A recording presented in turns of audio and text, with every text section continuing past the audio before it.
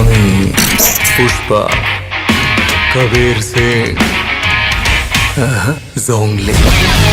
ওকে তো ভাই, দেখতে দেখতে এই ঈদের 3টা সিনেমারই টিজার ড্রপ হয়ে গেল, যার মধ্যে শাকিব খানের বরবাদের টিজার তো সবার মন জয় করে নিয়েছে। অন্যদিকে আফরান নিশোর দাগে তো সবাইকে কনফিউজে রেখেছে যে মেইন গল্পে কি থাকতে চলেছে। আর যদি কথা বলি জঙ্গলি মুভিটা নিয়ে, bro you just believe me, এখানে আমি এমন কিছু নোটিস করেছি যেটা আসলেও যদি এটা গল্পের মধ্যে থাকে ভাই, সত্যি এটা ব্লকবাস্টার হতে বাধ্য। সবকিছুই জানাবো, শুধু এই ভিডিওটার সাথেই থাকুন ভাই। শুরুতেই আপনাদের যদি মুভি সম্পর্কে একটু হিন্ট দেই, মূলত আমাদের হিরো একজন মেয়ের প্রেমে পড়ে যায়, কিন্তু কোনো একটা কারণে তাদের ব্রেকআপ হয়ে যায়, আর হয়তো সেই মেয়েটার বিয়েও হয়ে যায় অন্য কারোর সাথে, যার কারণে আমাদের হিরো একজন ভালো মানুষ থেকে হয়ে যায় জঙ্গলি, যে অনেকটাই গুন্ডা বা গ্যাংস্টার টাইপের, বাট সবার জন্য না। আমরা যে ছোট্ট বাচ্চাটাকে দেখতে পারতেছি, শুরুতে সে তাকে ড্রাগ দেখিয়ে তাড়িয়ে দিল, তবে পরে সে জানতে পারে যে এই মেয়েটা তারই কোনো প্রিয় মানুষের মেয়ে, সেজন্য সে তাকে নিয়ে মাঠে নেমে পড়ে।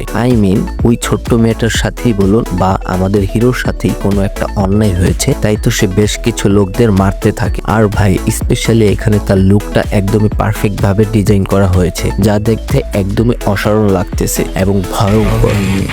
পুষ্পা কবির সিং। যেভাবে তিনি লুঙ্গি উঠিয়ে অ্যাকশন করতেছে, এগুলো দেখতে জোস লাগতেছে। আর এই সিনেমাটা নিয়ে যে ইদানিং অনেকগুলো অভিযোগ উঠেছিল, যেটা পুষ্পার কপি, কবির সিং এর কপি, এটার উত্তর কিন্তু তারা এই টিজারেই দিয়ে দিয়েছে। এই সিনেমার বিজিএম ভাই সাউথ মুভিগুলোর মতো ফিল আসতেছে, যা আমার শুনতে ভালোই লাগতেছে। আর ওভারঅল এই টিজারটা নিয়ে যদি কথা বলি ভাই, এই ঈদের যতগুলো সিনেমার টিজার মুক্তি পেয়েছে তাদের মধ্যে জঙ্গলি হলো মাস্টারপিস, কারণ শাকিব খান বলুন আর আফরান নিশো এদের অলরেডি মার্কেটের কাট্টার ফ্যান রয়েছে, যার কারণে সিনেমাটা ভালো হোক বা খারাপ হোক, মেগা স্টারের স্টারডমের জন্য এটা বক্স অফিসে রাজত্ব করবে। অন্যদিকে আফরান নিশোর দাগেও কিন্তু বক্স অফিসে ভালোই ব্যবসা করবে, কারণ এটা নিয়েও মার্কেটে হাই কিন্তু প্রচুর। কিন্তু